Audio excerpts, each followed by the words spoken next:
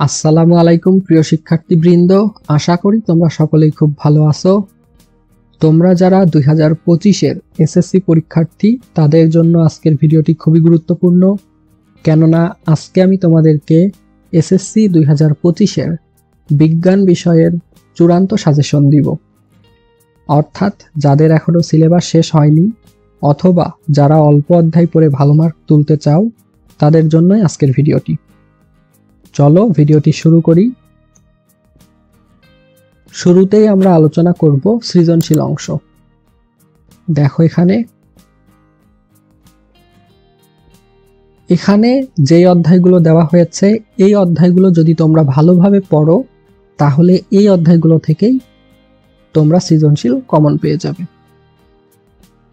এখানে শুরুতেই দেওয়া হয়েছে জীবনের জন্য পানি, দ্বিতীয় অধ্যায়। এরপরে তৃতীয় অধ্যায় দেওয়া হয়েছে জীবজন্তুর যত কথা, পঞ্চম অধ্যায় দেখতে হয় আলো চাই, অষ্টম অধ্যায় আমাদের সম্পদ, নবম অধ্যায় দুর্যোগের সাথে বসবাস, 11 অধ্যায় জীব প্রযুক্তি, 12 অধ্যায় প্রত্যাহিত জীবনে তড়িৎ। অর্থাৎ 2, 3, 5, 8, 9, 11 এবং 12 এই 3, 3, 6, 7টি এই 7টি অধ্যায় তোমরা যদি পড়ো তাহলে এখান থেকেই তোমাদের বিজ্ঞান বিষয়ের সৃজনশীল কমন পেয়ে যাবে। এখানে যেই অধ্যায়গুলো দেওয়া হয়েছে অবশ্যই এই অধ্যায়গুলো পড়বে। এই মুহূর্তে অতিরিক্ত কোনো অধ্যায় পড়ার কোনো দরকার নেই, এই অধ্যায়গুলোই যথেষ্ট।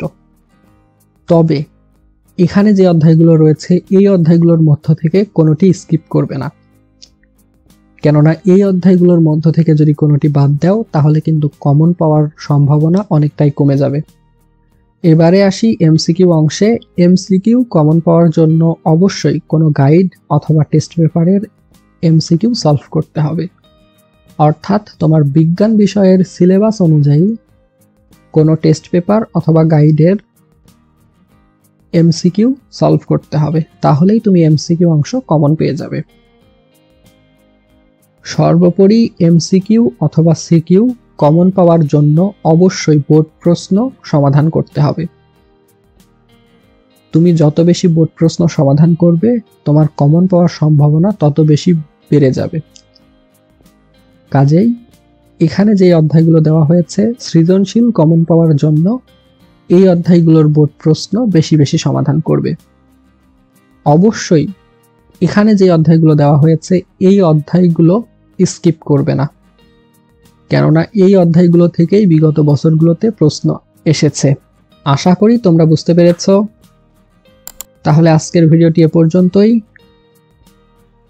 আশা করি ভিডিওটি তোমাদের উপকারে আসবে। তুমি যদি আমার চ্যানেলে নতুন হয়ে থাকো তবে অবশ্যই চ্যানেলটিকে সাবস্ক্রাইব করবে। সকলে ভালো থাকবে, সুস্থ থাকবে। আসসালামু আলাইকুম।